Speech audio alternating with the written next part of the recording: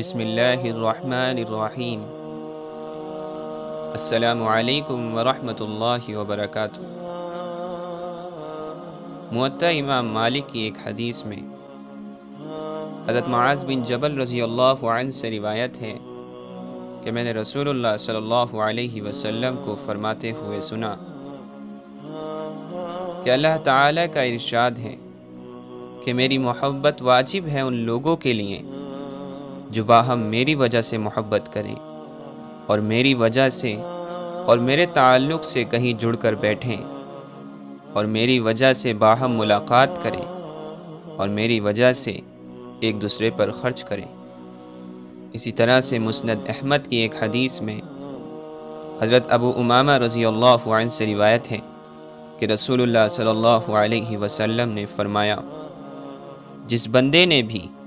اللہ کے لیے کسی بندے سے محبت کی تو اس نے اپنے رب ہی کی عظمت و توقیر کی۔ یعنی کسی بندے کا کسی دوسرے بندے سے اللہ کے لیے اور اللہ کے تعلق سے محبت کرنا دراصل اللہ تعالیٰ کی عظمت کا حق ادا کرنا ہے، اور اس طرح سے اس کا شمار اللہ تعالیٰ کی عبادات میں ہے۔ اللہ کے جن بندوں نے اپنی محبت و چاہت اور اپنے ظاہری اور باطنی تعلق کو اللہ تعالیٰ کو راضی کرنے کے لیے کر دیا ہے، اور ان کا حال یہ ہے کہ وہ جس سے محبت کرتے ہیں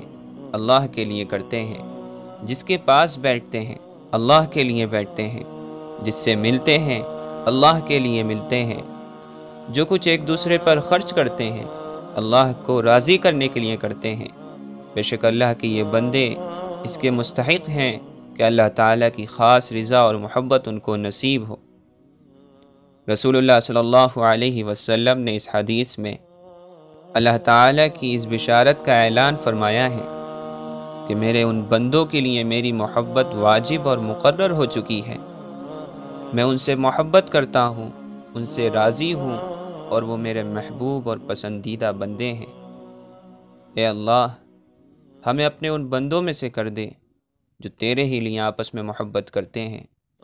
تیرے ہی لیے باہم جڑ کر بیٹھتے ہیں، تیرے ہی لیے آپس میں ملتے ہیں، تیری ہی رضا کے لیے ایک دوسرے پر خرچ کرتے ہیں۔